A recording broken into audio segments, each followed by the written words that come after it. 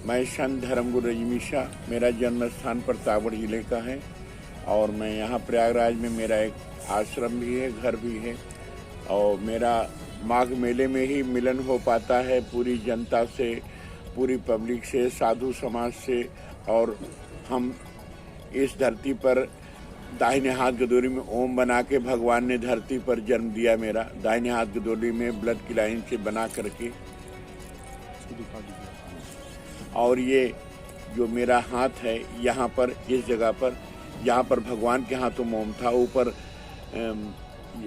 ऊपर के मतलब लेदर है, लेदर के नीचे ब्लड की लाइन से ओम बना के भगवान ने धरती पर भेजा है। इसको देखने के लिए देश विदेश से, हर जगह से, विदेशों में और इंडिया में भी जहाँ जहाँ जाता हूँ हर जगह देखा जाता है।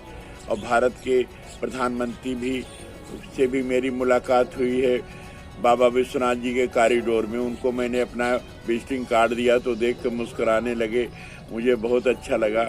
और भारत के राजनाथ सिंह, पुष्कर सिंह धामी, उत्तराखंड मुख्यमंत्री, इन लोगों ने सबने मुझसे आशीर्वाद लिया। और मैं अपने इस जनता के लिए ये चाहता हूँ कि हमारे देश में जो कलयुग चल रहा है, कलयुग का एकदम चरम सीमा पर होते हुए भी हम लोग धर्म की आस्था की तरफ नहीं भाग रहे हैं। सिर्फ कहाँ भाग रहे हैं कि जहाँ दिखावा है, जहाँ गलत है, वहीं पर हम लोग अपना पूरा विचार लगा रहे हैं, ध्यान लगा रहे हैं। लेकिन नहीं, बड़ी भाग्य मानुष तन पाया। अगर हम मनुष्य का जीवन पाए हुए हैं तो इसको अच्छा कर्म करके गंवाना है। और हमारे साधु समाज में भी एकता नहीं हो रही है, ये भी बहुत बड़ी विडम्बना का विषय है।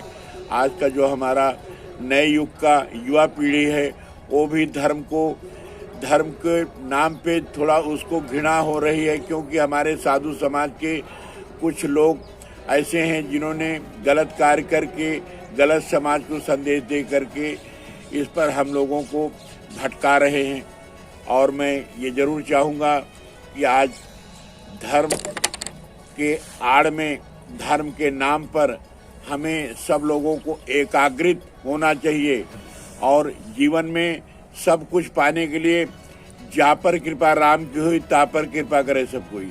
अगर हम भगवान की कृपा मेरे ऊपर होगी तभी हम खुश रहेंगे, तभी हम आज़ाद रहेंगे, तभी अपने जीवन में सब कुछ पाएंगे। और सब कुछ पाने के लिए अगर हमें कुछ चाहिए तो जीवन को बनाना है। बनाने के लिए हम यहाँ गंगा माँ की गोद में जो आए हुए हैं, गंगा माँ की गोद में आने के लिए अपने जीवन को बहुत कुछ जो है पाना है, तो अपने को बनाने के लिए जो है अपना ये सिस्टम ये देख लें कि हमारा पूरा संसार अपना परिवार है। क्योंकि आकाश मेरी छत है, धरती मेरी माँ है। इस धरती पर कार्बन डाइऑक्साइड हम निकालते हैं, ऑक्सीजन हम लेते हैं, तो हम सूरज की किरण को नहीं बांट सकते, पाताल का पानी नहीं बांट सकते। तो हम लोग कहाँ से अलग हुए? हमारे अपने जो मतभेद हैं ये नहीं होने चाहिए। हमको ये देखना चाहिए कि अगर हम मानव के जीवन में आए हुए हैं, मानव हैं, तो दानव के रास्ते पर न चलें। अगर मानव के रास्ते पर चलते हैं तो हमारा जीवन संवर जाता है। और जीवन को अच्छा करने के लिए सबका साथ, सबका विकास, जिसे हमारे प्रधानमंत्री नरेंद्र मोदी बोलते हैं कि सबका साथ, सबका विकास। ये बात जरूर है, बच्चा पैदा होता है तो किसी के गोद से बैठ करके चलाने के बाद चलता है, और जब मरता है तो 4 कंधे पर जाता है। इसलिए अच्छा साथी, अच्छा कंधा सबको चाहिए। ये कोई ये सोचे कि मैं अकेले कुछ कर रहा हूँ या अकेले कुछ कर रहा हूँ, तो वो अपने को धोखा दे रहा है। ये संसार में जहाँ पर भी देखोगे, जहाँ पर पाओगे लोगों का सहयोग, लोगों का साथ, तभी विकास होता है। अगर हमारी सड़क टूटी है, उस पर 10 मजदूर लगते हैं तब सड़क हमारी बनती है। हर जगह पर हमें साथ चाहिए। हमारा साधु समाज, हमारा धर्म समाज, हर आदमी अपने अपने धर्म के लिए एकाग्रित होकर के अपने धर्म के प्रति अपनी आस्था रखे। और इस पे अगर यहाँ भी देखोगे कि संसार में लोग सोचते कि नहीं, मैं ही सब कर रहा हूँ, मेरे करने से कुछ नहीं होता। करने वाला, करवाने वाला एक है, सिर्फ मुरलिया वाला। मुरली वाले की जब कृपा होती है, मुरली वाले की जब बंसी बजती है, तो हमारे जीवन में खुशियों की बंसी बजती है। अगर हम कुछ करना चाहें, कुछ देखना चाहें, तो जब तक धर्म को नहीं लेंगे, आस्था को नहीं बनाएंगे, एकता को नहीं बनाएंगे, तब हम नहीं कुछ कर सकते। अजय गुरुजी, धर्म क्या है? धर्म हमारा ये है कि हम इस धरती पर आए हुए हैं तो दूसरों के लिए एक परोपकार का कार्य करें। अगर हम सक्षम हैं, किसी आदमी के पास टूटे चप्पल है तो हम चप्पल दे सकते, उसको चप्पल नहीं खरीद करके लो पहनो, तुम्हारा पैर में बॉडी में कुछ लगे ना, कुछ चोट ना लगे, कंकड़ न चुभे। अगर हम सक्षम हैं हम कपड़ा देने के लिए तो हम उसको वस्त्र दें। अगर हम सक्षम हैं तो रुपए पैसे से हम उसकी मदद करें। अगर हम सक्षम हैं तो उसे भोजन मनपसंद कराएं। छोटा बड़ा न समझें, किसी का सम्मान करें। कोई भी हो, अगर उसके इंसान के अंदर जो शरीर है ये परमात्मा का घर होता है। अगर परमात्मा के दिल को किसी को दुखाना पाप है, दिल को खुश करना पुण्य है, और दिल को खुश करना वही धर्म है। दिल अगर खुश है तो हमारे धर्म के प्रति हमारा भगवान खुश है, हमारी आस्था खुश है, और धर्म ही सब कुछ है। जिसका धर्म नहीं उसका कुछ नहीं। अच्छा, ये गुरुजी जो आपने जैसे माता बगलामुखी साधे, हाँ, इसको थोड़ा बताइए। माता बगलामुखी एक ऐसी देवी माता हैं जो कि हमारी 10 माताओं में 8वीं माता जी हैं, और इनकी पूजा हवन करने से हमारे शत्रु का विनाश होता है। हमारा समय जो खराब होता है उसको समय को माता ठीक करती हैं, अच्छा करती हैं। और इस कलयुग के न्याय के देवता शनि भगवान भी जो हमारे उसमें हैं, शनि भगवान के 1010 नाम का मैंने किताब लिखा है 16 वर्षों में। इस पे सुंदरकांड भी है, शनि भगवान के 1010 नाम है। और इसको मैंने बहुत मन लगा करके बहुत छोटी उम्र से 13 साल की उम्र से लिखना शुरू किया, और ये 2023 में पूरी कंप्लीट हुई। ये 7वां संस्करण है मेरी शनि भगवान के 1010 नाम किताब का। और ये हम जो अच्छे लोग हैं उनके लिए किताब तैयार है, उसको आवंटित करेंगे। लेकिन यह है कि जिसके मन में आस्था हो, जिसके मन में विचार हो, हर आदमी के किताब नहीं दिया जा सकता कि हर आदमी किताब दे दो, ले जाके आदमी रख दिया उसका। इनकी पूजा होनी चाहिए, इनमें पाठ होना चाहिए। इनमें शनि भगवान के 1010 नाम का पाठ तो आदमी रोज नहीं कर सकता, लेकिन महीने में, 2 महीने में, 15 दिन में, जब जिसके पास समय हो। और शनि चालीसा अगर 40 दिन लगातार पाठ कर ले, शनि की आरती कर ले, तो उसका जीवन पार हो जाता है। और बगलामुखी माता भी हमारी एक ऐसी माँ है कि जिनकी पूजा करना बहुत कठिन कार्य है। पूरे विश्व के 15-16 लोगों में ऐसा है कि जो ही लोग हवन पूजन करा सकते हैं, और जिसमें अगर हवन पूजन कराने वाला अगर कोई भी है, अगर लोभ किया या उसकी गलत सोच गई तो उसकी मौत हो जाती है। इसलिए बगलामुखी माता की पूजा कराने के लिए हर संत तैयार नहीं होता। मैं 38 साल की उम्र से बगलामुखी माता का हवन पूजन करा रहा हूँ, और हवन पूजन कराने के लिए हम भारत के क्या विदेशों के भी एक से एक बड़े बड़े राजनेता, बड़े बड़े लोगों की मैं पूजन करा चुका हूं, और उनको सफलता मिल चुकी है। और सफलता मिलने के बाद जो मुझसे आशीर्वाद भी लेते हैं, जैसे आज उत्तराखंड के मुख्यमंत्री पुष्कर सिंह धामी हैं, राजनाथ सिंह रक्षा मंत्री हैं, लोग हमारे साथ जुड़े हैं। और हम और लोगों का, बहुत लोगों का नाम है, बहुत लोगों का इस साथ में जुड़ा हूँ, लेकिन सबका नाम लेना हमारे लिए इतना पॉसिबल नहीं है। लेकिन ये ज़रूर है कि मैं एक संत हूँ और गरीब परिवार में जन्म लिया हूँ, और हम अपने बहुत साधारण से इस कैंप में अपना आकर के तपस्या करते हैं और माँ की गोद में रहते हैं। अपने हाथ से भोजन स्वयं बनाते हैं, और अपनी सारी क्रियाओं को अपने हिसाब से, मोटर भी अपने आप चलाते हैं। खुद जो है कहीं जाना हुआ जल्दी किसी की सेवा नहीं लेते। 3 सिपाही हमारी सुरक्षा में 8-8 घंटे की ड्यूटी में लगे रहते हैं। ये लोग भी हमसे प्रसन्न रहते हैं कि महाराज जी का एक अलग है कि अपने जीवन काल में सभी को प्यार देना मेरा परम कर्तव्य है, मेरा परम धर्म है, और मेरा परम सौभाग्य है कि जो कोई भी आए हमारे साथ जुड़े, हम उसके जीवन में खुशी दें।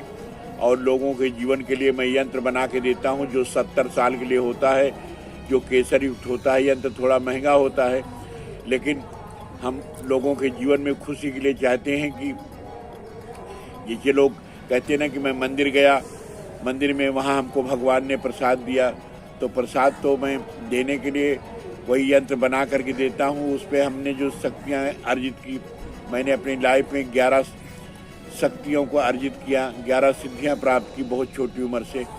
और फिर भी आज पूरे वर्ल्ड में 10 से 15 करोड़ लोगों का प्यार है मेरे प्रति जो है, और मैं सबसे बड़े प्रेम से मिलता हूँ। और किसी के दिल में ऐसा कोई आघात या कोई ऐसी बात नहीं बोलना चाहता जिसमें किसी को तकलीफ हो या कष्ट। अयोध्या में राम मंदिर प्राण प्रतिष्ठा हुआ, उसको लेकर महाराज जी कुछ बताइए। अयोध्या में राम मंदिर प्राण प्रतिष्ठा किया गया, गर्भगृह तैयार हुआ। राम जी को इतने दिनों से बाहर बैठाया गया था, वो घर से बेघर थे। आज इस पर हमारे साधुओं की, कई लोगों की कई आलोचनाएं भी हैं। उसके लिए मैं उनसे यही क्षमा प्रार्थी हूँ कि देखिए, अगर भगवान का गर्भगृह बन गया तो उनको घर में बैठा दिया गया, बहुत अच्छा हो गया। नहीं, आगे चल करके कोई और राजनीति के और भी लोग कितने हैं जो कि कट्टरवादी लोग हैं, वो मंदिर को न बन करके बाद में भी मस्जिद भी बना सकते थे। और अगर आज गर्भगृह उनका तैयार हो गया, भगवान अपने घर पहुंच गए, अब उनका कार्यक्रम, उनका मकान, उनकी बिल्डिंग बनती रहे, सैकड़ों साल बनता रहे, हमें कोई आपत्ति नहीं है। मुझे गर्व का विषय है कि जिस वर्ष, जिस समय भगवान का गर्भगृह में बैठने के लिए उनको बिठाया गया, उस समय हम जिंदा हैं, उस समय हम देख रहे हैं, सुन रहे हैं टीवी में हर जगह। और मुझे भी आमंत्रण मिला था, लेकिन मैं भीड़ की वजह से इतनी दूर नहीं जा पाया। मैं गंगा माँ की गोद में यहीं से रह करके भगवान राम को अपने मकान की में जाने की, उनको बैठने की, उसकी खुशी में मैं बिल्कुल विफल था। और सभी लोगों में यही कहूँगा कि कोई आदमी, कोई संत, कोई भी ऐसा व्यक्ति नाराज ना हो कि भगवान गर्भगृह में चले गए, उनको पूरा मकान नहीं बनाया गया। लेकिन हम इसको आप सबसे विनम्र निवेदन और आग्रह करता हूं कि अपने मन की त्रुटि को वापस करो। भगवान का ही घर सब कुछ है, कैसी जगह नहीं, सकल पदार्थ है जग माही, कर्म ही नर पावत नहीं।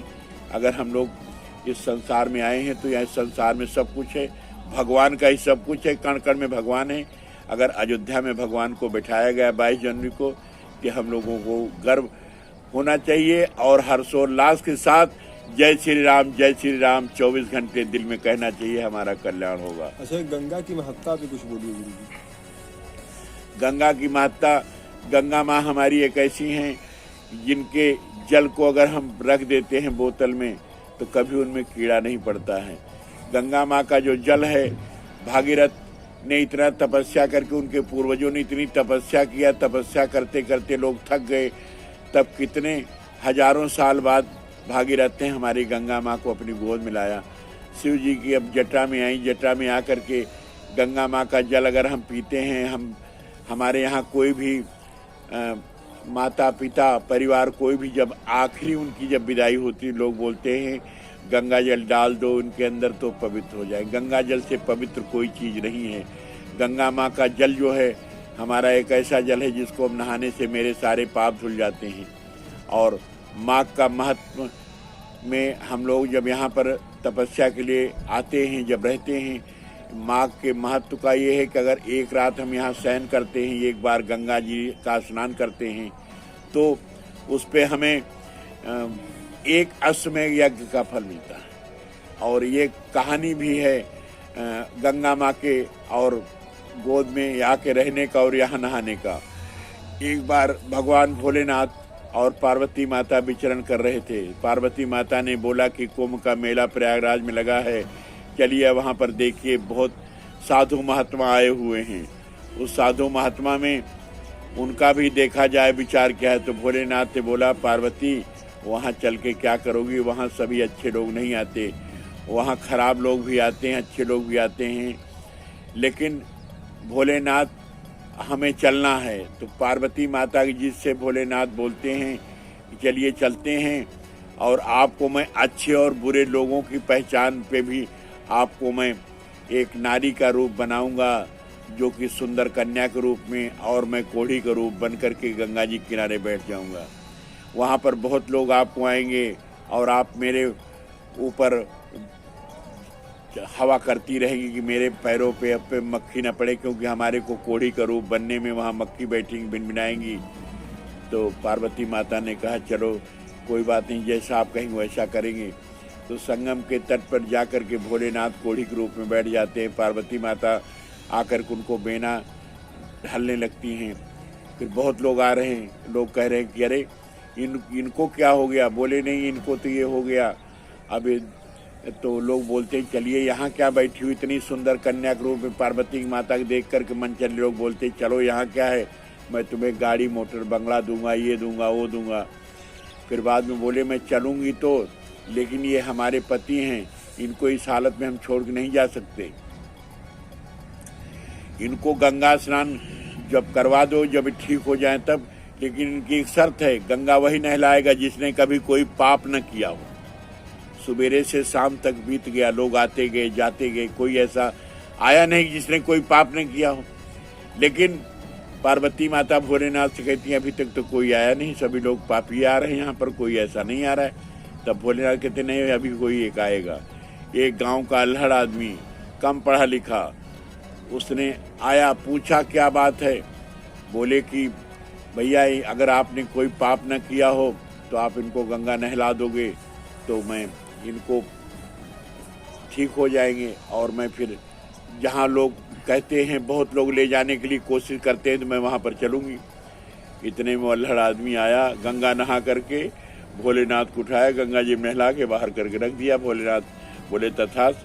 और लोग पूछने लगे क्यों भाई, तुमने कोई पाप नहीं किया? नहीं, मैंने बहुत कत्ल मर्डर चोरी डकैती बहुत कुछ किया, लेकिन गंगा माँ नहा के आने के बाद से इनको नहलाने तक मैंने कोई पाप नहीं किया। इसलिए गंगा माँ का हमारे महत्व जितना भी पूछो, जितना भी समझो, कम है। गंगा माँ की गोद में अगर हम नहा करके आते हैं तो मेरे सारे पाप धुल जाते हैं। मेरी आत्मा में अगर हम एक आचमनी गंगा जल पीते हैं, पूरी आत्मा पवित्र हो जाती है और हम निरोगित हो जाते हैं। अच्छा, ये जो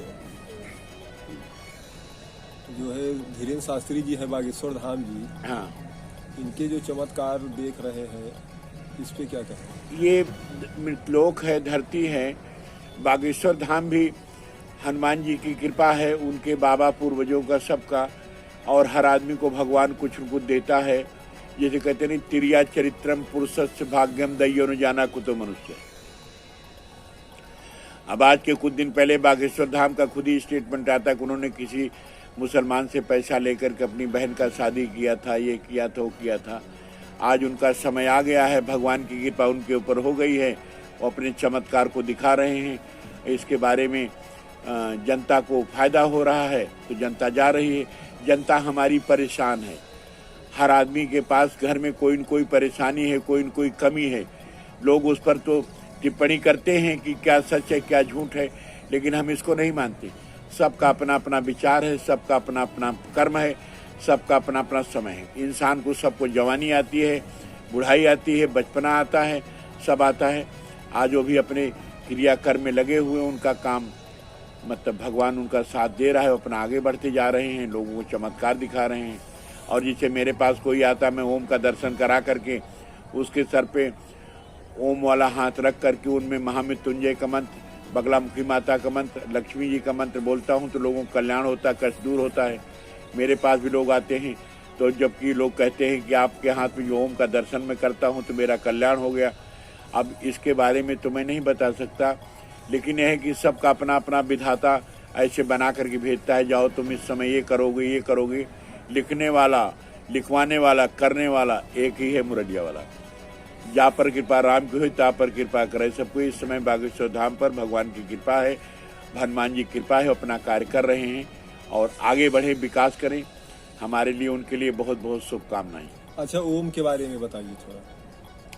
ओम ही संसार का सब कुछ है। इस हमारी किताब में ओम का पूरा महत्व लिखा हुआ है। अच्छा। ओम के बारे में हमने पूरा लिख दिया है और मैं आपको पढ़ के ओम के बारे में सुना भी दे रहा हूँ, क्योंकि ओम जो है इंसान को कहाँ से क्या करता है। ओम का महत्व है। ओम है जीवन हमारा, ओम प्राणाधार है, ओम कर्ता विधाता, ओम पालनहार है, ओम है दुख का विनाशक, ओम सर्वानंद है, ओम है बल तेजधारी, ओम करुणाकंद है, ओम सबका पूज्य है। हम ओम का पूजन करें, ओम के ही ध्यान में हम शुद्ध अपना मन करें। ओम के गुरुमंत्र जपने से रहेगा शुद्ध मन, बुद्धि प्रतिदिन बढ़ेगी, धर्म में होगी लगन। ओम के जब से हमारा ज्ञान बढ़ता जाएगा, अंत में यह ओम हमको मुक्ति से बचाएगा। ओम का पूरा महत्व मैंने इस किताब में लिख दिया है, शनि भगवान का। और इसका मैंने पीडीएफ भी है, जो आदमी आता है सबको किताब तो मैं नहीं दे पा रहा हूँ, इसका पीडीएफ मैं उनको भेज देता हूँ। पीडीएफ में मोबाइल सबके हाथों में रहता है, जब चाहे इंसान अपने हिसाब से उसमें शनि भगवान के 1010 नाम का ध्यान कर ले, शनि चालीसा पढ़ ले, सुंदरकांड का पाठ कर ले। और हमारा मेन लक्ष्य है कि सभी लोग अपने धर्म, अपने कर्म, अपने जीवन को बनाने के लिए समुचित ढंग से सुचारू रूप से करें और आगे बढ़ें, विकास करें। ये मित्र लोक लीला सागर है, यहाँ पर जो कोई आया, भगवान राम भी है अपना लीला दिखाए, कृष्ण भगवान भी अपनी लीला दिखाए। इस लीला को करने के लिए हम भी आए हुए हैं। हम पैदा हुए कहाँ, पले कहाँ, बढ़े कहाँ, घूमते कहाँ, चलते कहाँ। आज आपके मीडिया के थ्रू मैं भी आपके साथ, हमारा आपका मुखार बिंदु हो रहा है, हमारा आपका दोनों का मिलन हो रहा है। ये भी एक विधाता का ही पूरा खेल था। हम आपके हैं, आप हमारे हैं। हर हर गंगे, हर हर गंगे, हर हर महादेव। ये युवा पीढ़ी आप नशे की ओर जा रही है, ये बड़ा चिंता का विषय है। तो ये ऐसा क्यों हो रहा है और इसका समाधान क्या है? ये कलयुग है। युवा पीढ़ी जो नशे के पीछे बहुत ज़्यादा भाग रही है, इसके लिए हम यही कहेंगे कि आज के 50 साल पहले ऐसा नहीं था। 50 साल पहले लोग अपने माता पिता बड़ों का सम्मान करते थे, संस्कार देखते थे, संस्कार समझते थे। लेकिन आज का जो युग है, कोई भी आदमी ऐसा नहीं है जो कि अपने बच्चे को अगर कुछ कहे बेटा ये काम कर लो, तो ये कलयुग का प्रभाव है। इस कलयुग में लोग नशा में ज़्यादा चूर हैं, लोगों की आयुर्बल कम हो रही है। पहले आयुर्बल 10,000 साल था, फिर 1,000 हुआ, अब 100 पे आया, 100 से अब 70 साल एवरेज आ गया, क्योंकि नशा की वजह से। और नशा करने के लिए मैं भी खूब करता हूँ, नशा करना चाहिए, लेकिन किस चीज़ का? समाज में इज्जत पाने का, अच्छा संपत्ति बनाने का, अच्छी गाड़ी चढ़ने का, अच्छा मकान बनाने का, अच्छे अच्छे लोगों को जोड़ने का नशा करो। ऐसा नशा करो कि जो कि आपका कलेजा जल जाए, डॉक्टर के पास ग्लूकोज की बोतल लेकर जाओ। नशा ही जीवन है, नशा सब कुछ है, लेकिन इस चीज़ का नशा मत करे।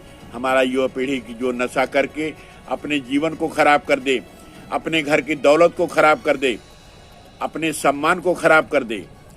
लेकिन अब ये है कि कलयुग का प्रभाव है, और यहाँ पर तो जितना देखो, जिधर देखो उधर, अगर आप सड़क पर निकलते हो तो शाम को 8 बजे के बाद आपको नशे में चोर मिलेंगे, मादक चीज़ों में, और उससे उनका जीवन खराब होता है।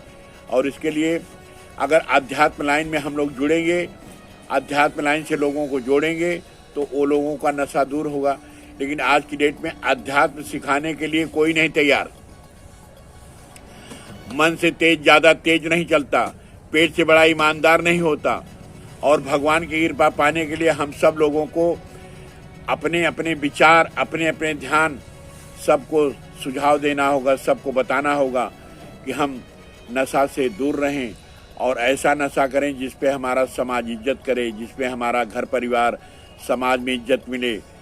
सुंदर मोटर हम खरीद करके चढ़ें, सुंदर जिंदगी जिएं। और ये बहुत गलत है, अत्याचार है, अन्याय है। नशा की चीज़ों पे रोक लगाना चाहिए। और नशा से जो हमारे भारत सरकार को एक ड्यूटी मिलती है, एक्साइज मिलता है, टैक्स मिलता है, इसके लिए भी सरकार थोड़ा कुछ कदम उठाए, क्योंकि इस पे प्रतिबंध लगाए तभी।